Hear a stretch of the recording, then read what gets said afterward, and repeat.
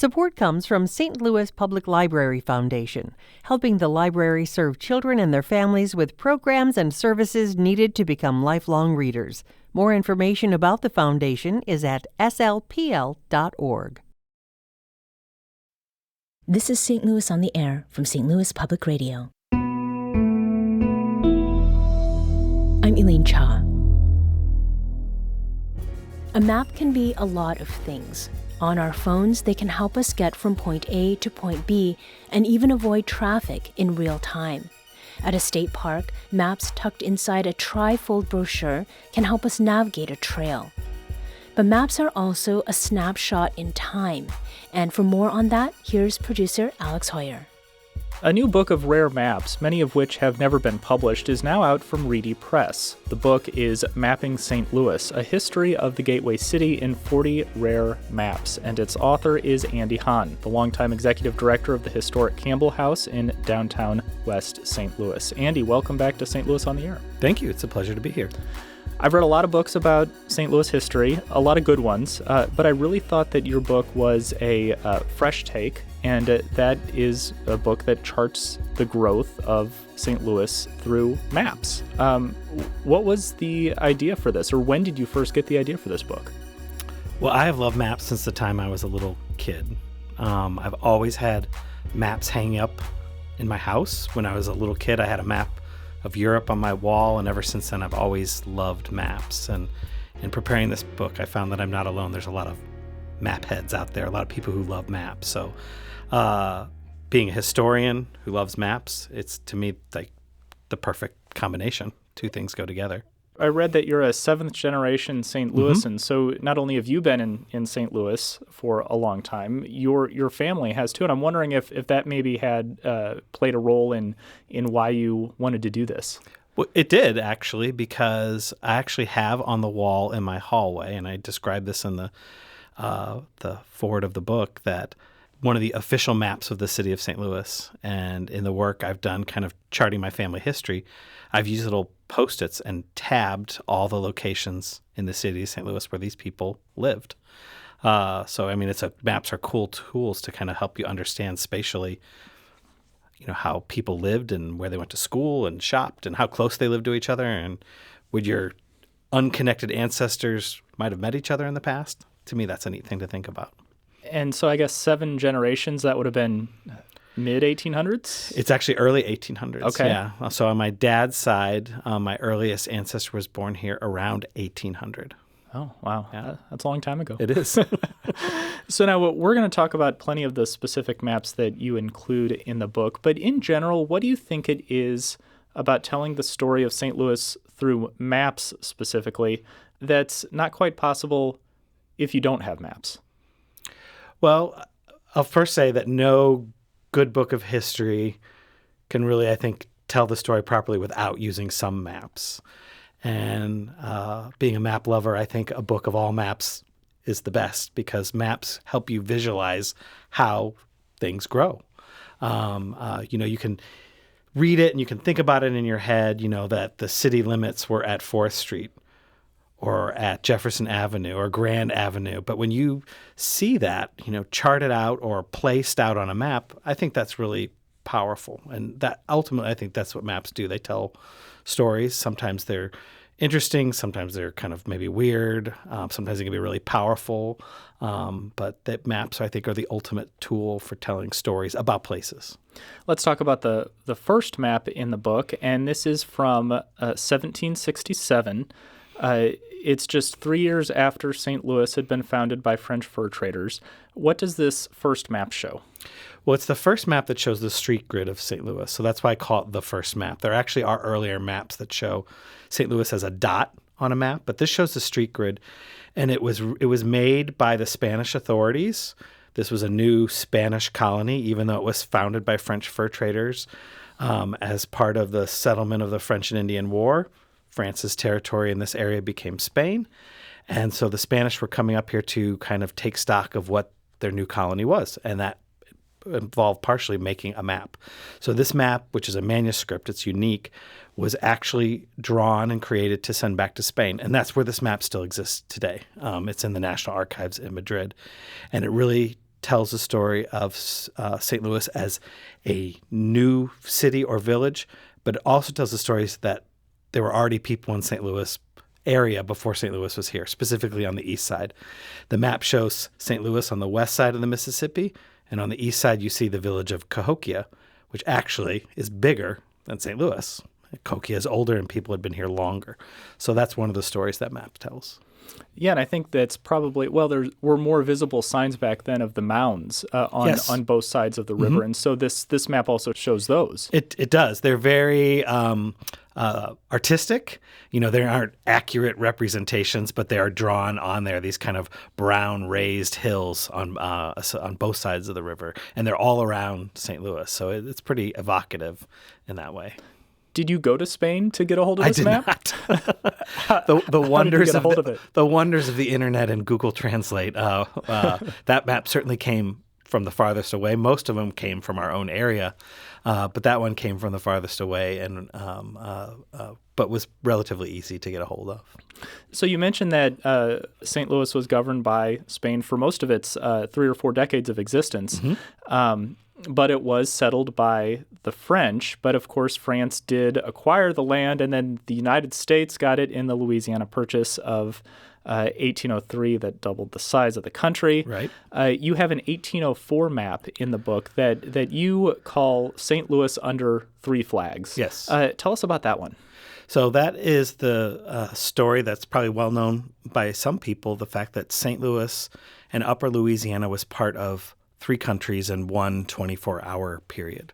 So as part of the transfer of Louisiana from Spain to becoming part of the United States, there was this ceremony that there's multiple accounts of it occurring. The timeline of how many hours each flag was up is a little fuzzy, but that as part of the ceremony, the Spanish flag was ceremoniously lowered and the French flag put up in its place, partially as a nod to the French heritage and the French speakers in this area, but partially as part of the legal transfer and sale of Louisiana from France to America.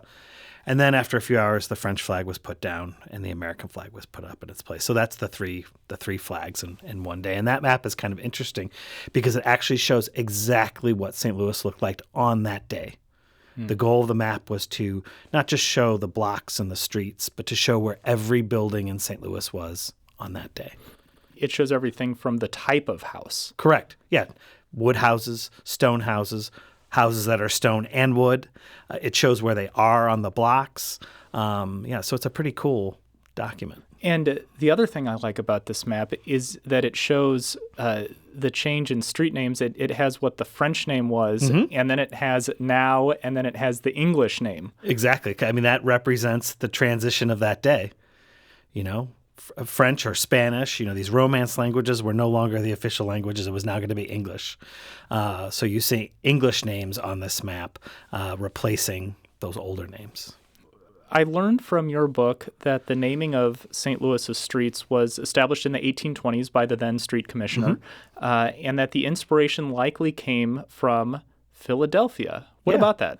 So Philadelphia, Pennsylvania, long before St. Louis in the 1820s, followed the convention that the east-west streets, and Philadelphia is built on a river just like St. Louis, so the east-west streets travel from the river, and the north-south streets travel parallel to the river. So the east-west streets are going to be named after trees, like they are in Philadelphia and in downtown St. Louis, and the north-south streets are going to be numbered. So the closer to the river you are, the lower the number. So the first, besides the levee, which is the street on the river, next block is First Street, Second Street, and so on. So in downtown St. Louis, you have walnut and pine and locust and olive and plum and poplar, the Poplar Street Bridge. That's where that comes from. And elm, exactly. Myrtle was one, vine. There's some that aren't around anymore, but those mirror just like what was in Philadelphia. So Yet there's also market. And was that a holdover from a different map? Market has always been market, kind of the main thoroughfare. And maybe in some towns you might call it Main Street, but they didn't call that that kind of center access street in St. Louis was Market Street. So up until this time, I mean, we've sped through a few decades just in this early part of our conversation. When you look at those early maps, what stands out to you about the way that they change, maybe the way that they display the growth of the city then? Well, I think the thing that really stands out in the early maps is that St. Louis didn't grow very much at all physically in its first, 5, 6, 7 decades. Between the 1760s, when the streets and blocks were first laid out, and the time of the Louisiana Purchase, there was essentially no physical growth at all in terms of spreading out geographically. Now, of course, there was growth in terms of people coming here, new settlers. The city became more dense, but there was actually not too much physical growth. And that really wouldn't happen until the 1820s and 30s when the city starts to explode. I think another thing that really maybe a lot of people don't realize when you look at those early maps, early St. Louis from the 18th century and the early 19th century is pretty much comprised today in what's entirely the Arch Grounds. That was St. Louis. It went a little north and south of what's now the Arch Grounds, but it didn't go very far west. And compared to our city today, it was extremely small. Yeah, and I think that's some 40 city blocks. That is the Arch Grounds, and I want to get to the Arch Grounds a little bit later because, of course, to build the arch, all of that what was there was taken down. Yeah. So you talked about massive growth starting in the 1820s and 30s. For people who aren't familiar with why St. Louis grew at such a rapid pace around that time, why does St. Louis grow particularly then? Well, I think a lot of it can be attributed to the steamboat. The first steamboat arrived in St. Louis in around 1817, 1819, something like that. And that really cemented St. Louis's place as the most important spot, station, if you want to call it that, on what was quickly becoming the nation's first superhighway, the Mississippi River. The fastest and easiest way to move people, to move goods, once the steamboat was here, was the boat. And the steamboat brought thousands of people here. It brought goods. It allowed merchants to quickly take goods from St. Louis and take it other places. So the steamboat changed everything for St. Louis. You include an 1837 map of the St. Louis Harbor in the book, and this really gets at that era of the importance of steamboats and the growth of St. Louis. And this really shares the story about Robert E. Lee, who was a young lieutenant in the Army at the time. Exactly right. Tell us about how Robert E. Lee is involved with St. Louis in 1830s. So Robert E. Lee actually drew that map. He was considered one of the country's foremost military engineers, and he was brought to St. Louis to save the St. Louis Harbor. The St. Louis Harbor was silting up. The Mississippi River was moving and changing, and it was wanting to move away from the St. Louis levee. And the river right in front of downtown St. Louis was starting to get shallow, and it became hard to pull these steamboats up to the levee. And so Robert E. Lee came to St. Louis. He surveyed the problem. He made this map. And then he came up with a plan to fix the river. And he did that by creating a series of dikes and walls that focused the flow of the river. He rightly saw that with the technology they had, that man couldn't dredge the river or control the river with machines. The river had to do it itself. And they could do that by deflecting the flow, essentially. He deflected the flow of the Mississippi right in front of the levee at St. Louis, and the power of the Mississippi River cleaned itself out. And so they were able to force the Mississippi River to stay up against the Missouri side, and that fixed the problem pretty quickly. Was this a solution that would have been easily thought of to do? I mean, how much should we credit Robert E. Lee for coming up with this solution? He should get a lot of credit. I mean, this was not an easy solution. It involved careful study, and you can see on the map, one of the things he had to do was take soundings or depth measurements of the entire river. And this map shows these lines that crisscross all over the river, and the lines are actually made up of series of small numbers. And so he had to first figure out how deep is the river in all these different parts. So just doing that alone was a huge undertaking, and then come up with a plan of how are we going to focus the flow of the river and do it with machines and technology that by our standard are pretty primitive. And he ended up building a dike that was over 2,000 feet long, and that was the primary tool they used to focus the flow of the river, and they just did that by dumping stones in the river, essentially. But it took years to do this, but it was very effective. So, did what he did at all affect the east side? Yes. The was the Mississippi River in 1837 on that map. Half of what was the river in 1837 is now Illinois. So he focused the flow of the river closer to Missouri. That made the river narrower, which was great for controlling the depth of the water, but it resulted in the water at St. Louis being narrower. So what is now, directly across the river, East St. Louis, that was actually originally part of the river. The river was wider right at downtown, and there were islands there, and those islands have disappeared. They're now part of the land, so it's been managed pretty intensively. All right, and is still managed pretty intensively Very by the U.S. Army today. Corps of Engineers today. You could argue that Lee's works was the beginning of this intensive management of the river, and it's never stopped. That's Andy Hahn, author of the new book Mapping St. Louis, A History of the Gateway City in 40 Rare Maps. He's talking with producer Alex Hoyer, and we'll get back to their conversation in just a moment. This is St. Louis on the Air on St. Louis Public Radio.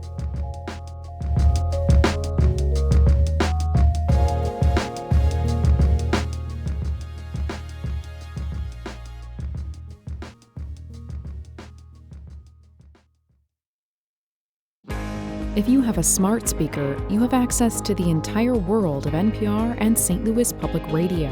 All the latest news and all the captivating stories. Activate our voices with yours by telling your smart speaker to play St. Louis Public Radio. Welcome back. I'm Elaine Cha. Let's return to our conversation between producer Alex Hoyer and Andy Hahn. Andy is the executive director of the historic Campbell House Museum in St. Louis and the author of the new book, Mapping St. Louis, A History of the Gateway City in 40 Rare Maps. There are two maps in the book that show disasters specifically. One is the 1849, what was called the Great Fire of St. Louis, and the other one is an 1896 map that is a Great Cyclone map, which was just a horrible tornado that killed 305 people. Why did you want to include these disaster maps in the book? Well, I wanted to include them because I think probably most St. Louisans, especially any St. Louisan with a knowledge of local history, has probably heard of these events. And I think it makes the disaster seem more real and maybe more powerful. If you can see it charted on a map, you can see where the destruction was. And it's an important part of our history, especially the fire. It really kind of changed the direction of what's now downtown St. Louis and how it was growing and how it built. It presented an opportunity to kind of start over.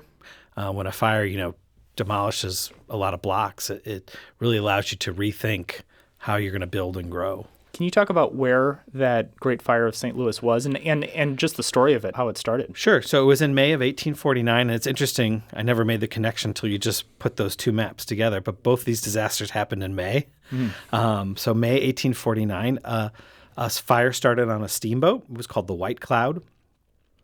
The fire got out of control to the point where the people in charge of the steamboat said, we're not going to be able to put this out. So in an effort to stop the fire from spreading, they cut the boat free with the hope that, the water would push it away from the levee and it would go downriver and save the city and other boats from any danger.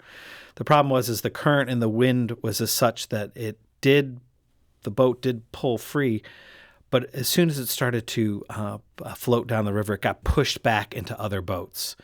And very quickly, a whole row of steamboats was on fire. Because these boats, when they would pull up on the levee, they were packed very tightly together. Not touching, but sometimes pretty close. And within a short time, over 20 of these boats were on fire.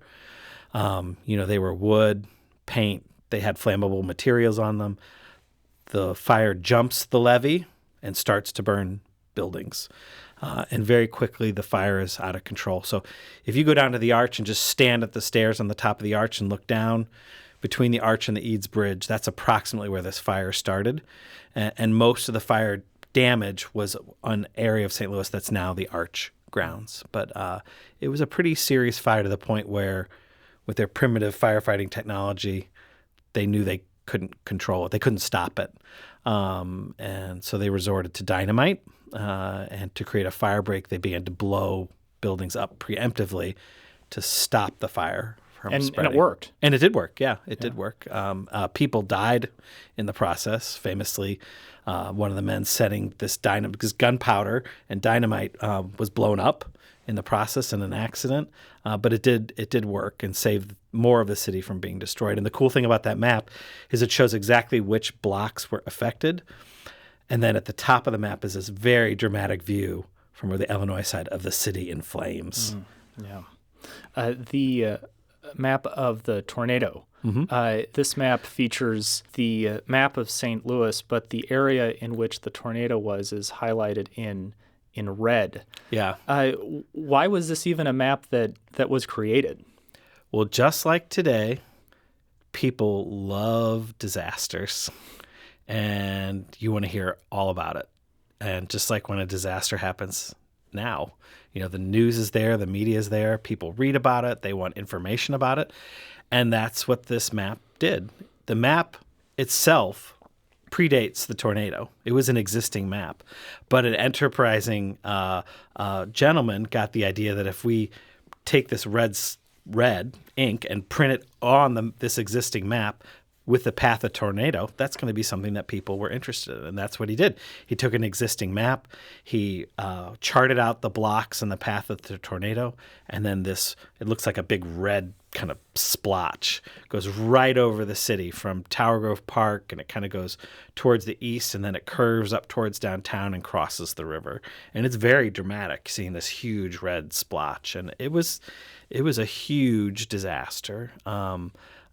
Adjusted for inflation, my research told me that it is still the costliest tornado in American history, given the amount of destruction that happened. Imagine a tornado going directly through a very dense populated area with lots of buildings. So, and this at the time was one of the most populated places in the entire country. Yeah, I mean, there could be, in one little area, there could be hundreds or even maybe 1,000 people living on one block.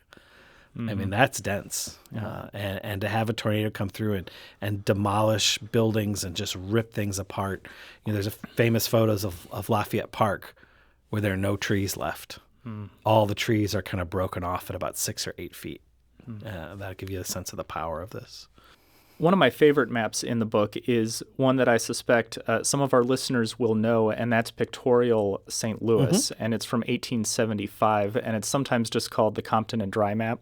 The Missouri History Museum had an exhibit, 2015. 2015, I thank believe. you. Yeah. It was a great exhibit. But what's stunning about this map is that it is in such intricate detail.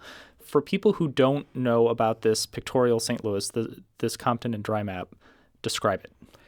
Well, like you said, it is unbelievably detailed, and it is still considered by historians and map makers and view makers today to be the most detailed representation of a 19th century city ever made.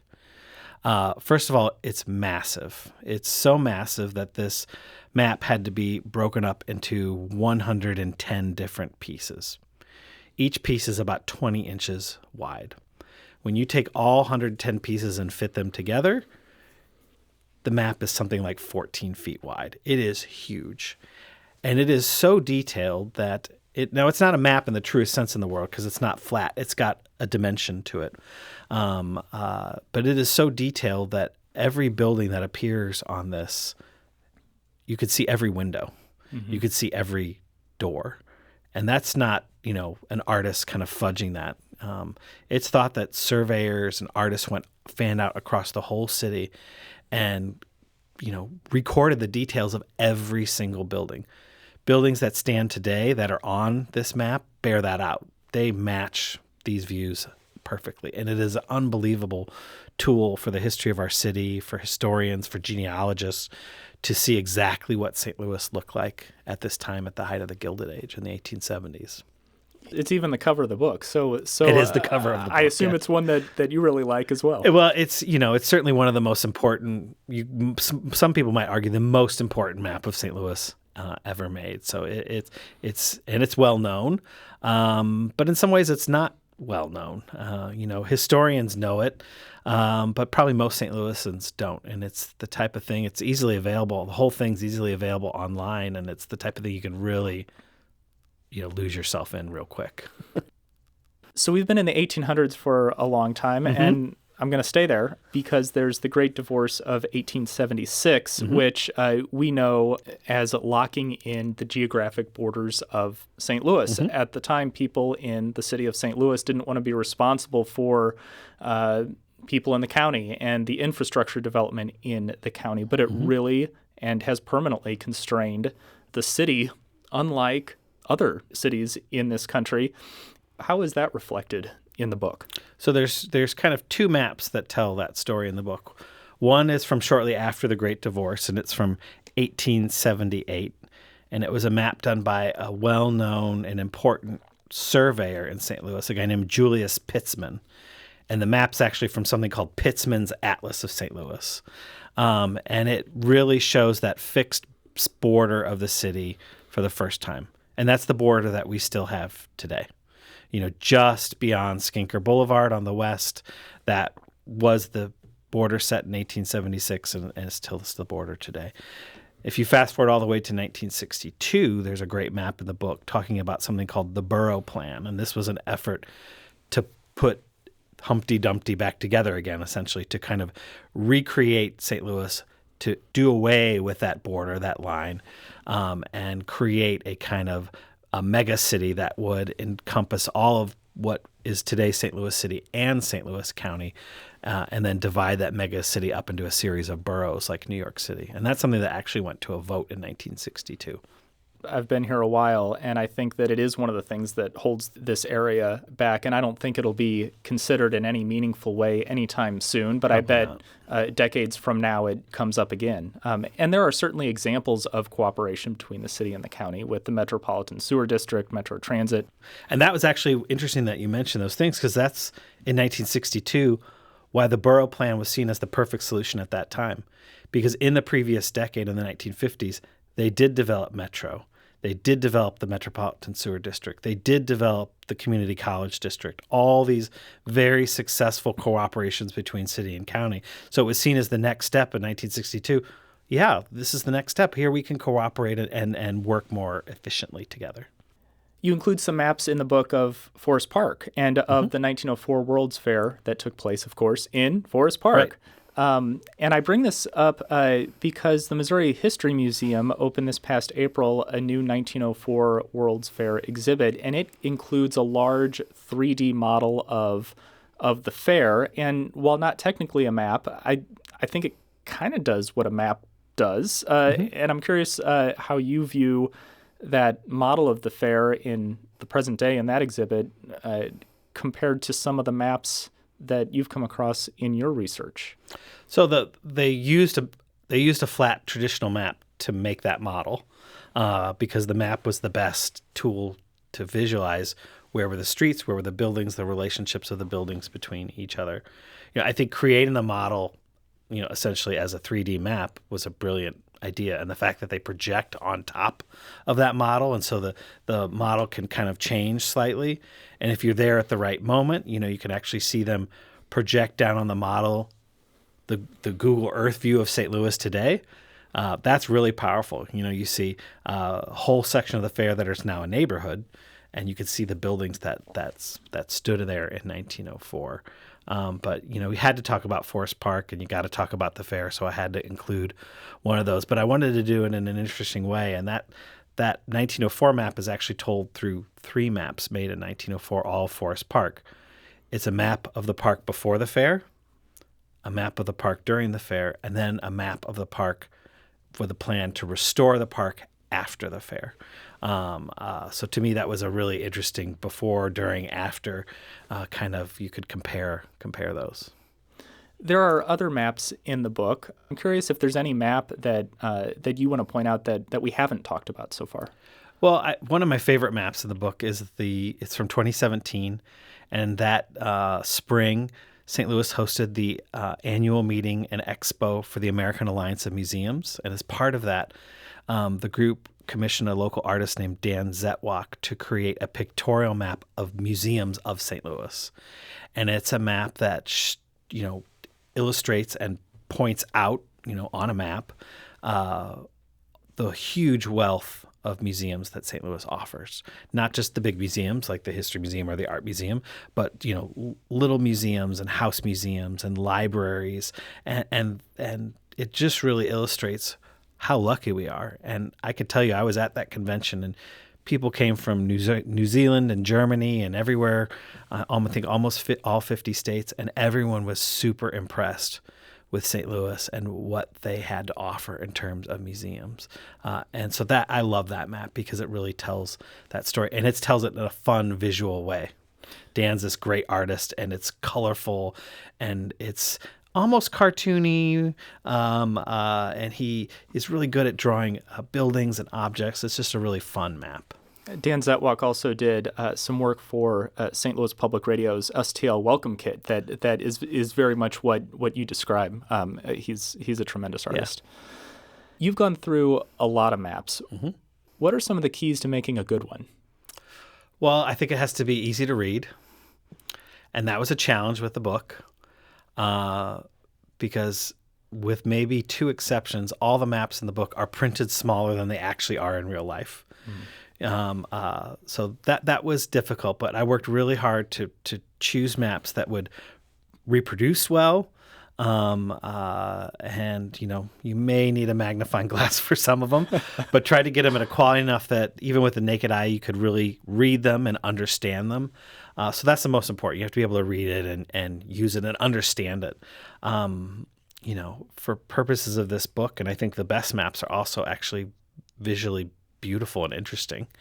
And that doesn't mean they have to be color, but they have to be designed well, because that's ultimately what a map is. It's a piece of design. So those two components, I think, are the most important: readability and visual kind of appeal. I'm sure you came across a lot of poorly drawn maps. I did. And actually, I've been choosing... Are any of those in the book? Well, I don't think so, because in choosing them, I kind of had a rating system, because at one point I had hundreds of maps, a list, and I gave kind of a 1 through 5 number, 5 being visually the most beautiful and interesting, and so that helped me winnow down my list. I kind of threw the 1s and 2s off right away because they wouldn't reproduce well. They'd be really boring. It would have been really easy to create a book of black and white maps, but that wouldn't be very interesting for the eye. So I think a lot of times people don't really get physical maps anymore. I mean, we get so used to maps, pulling up Google Maps or Waze on our phones to get from place to place, and they're great. They can update in real time, help us avoid traffic. As a kid, I remember having those big atlases books and for road trips. Yeah. And, or you'd go to AAA and get the triptych. The triptych. Someone told me I did a presentation about the book that they still make those. Yeah. If you can believe it. Well, and if you're a AAA member, you can go into a AAA office. Well, at least this was true 6 or 7 years ago, and you can get maps, state maps. And most states I have a still city print map. them. Yeah. But I feel like a lot of people don't really use physical maps anymore. I think the last time that I used one is I picked one up at Castlewood State Park. Mm-hmm. It's in that nice brochure. It shows all the different trails, and I used it. Of course, you can also have a Map My Trails or All Trails and pull it up on your phone. But there's something about holding a physical map, and I don't quite know what it is. But do you have any idea? Well, I mean, I think you're right. There's something about holding it, about the tangible act of being able to handle it, and I think part of that is the discovery. When you hold it and you can, if it's multiple pages, you can flip the pages, or you can fold it over and get that closer view. My wife can't go on a road trip without the atlas in her lap, even though you have the phone. And to me, the irony of it is of course, maps are more used and accessible than they ever have been in the history of the world because of mobile devices. But I think map skills and map reading are probably, on their way down, so to speak, because the phone does it for you. The phone will automatically orientate you on the map. It will automatically point north. It will tell you which way to turn. And in prepping the book, I read an article by a neurologist who really lamented the fact that people were losing their mental map-making skills. And as a scientist, he had studied that was one of the most important things for the neurons in your brain, was to create these mental maps. And it's as simple as, when you learn to drive, you make a map in your head and you know from your home how you get to your school or your church. You go out the drive and you take a left and a right and you turn at the park and all those sorts of things. And I don't think people are doing that in quite the same way that we did before we had a mobile device, because now it doesn't matter. You just put it in the phone and it tells you turn left, turn right. And then maybe you're focusing more on the phone than you are on what's out the windows. Andy Hahn is the author of the new book, Mapping St. Louis, A History of the Gateway City in 40 Rare Maps. Thanks so much for being here. My pleasure.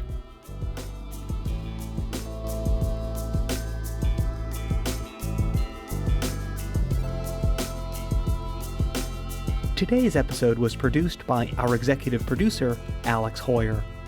Audio engineering and podcast design by Aaron Dorr. St. Louis on the Air is a production of St. Louis Public Radio. Understanding starts here. Do you find yourself regularly listening to episodes of St. Louis on the Air? Suggest us to a friend you think might enjoy our conversations. And leave us a review and rating on Apple Podcasts on the App Store. It's the simplest way to help people discover our show. Thanks. St. Louis Public Radio is a member-supported service of the University of Missouri St. Louis.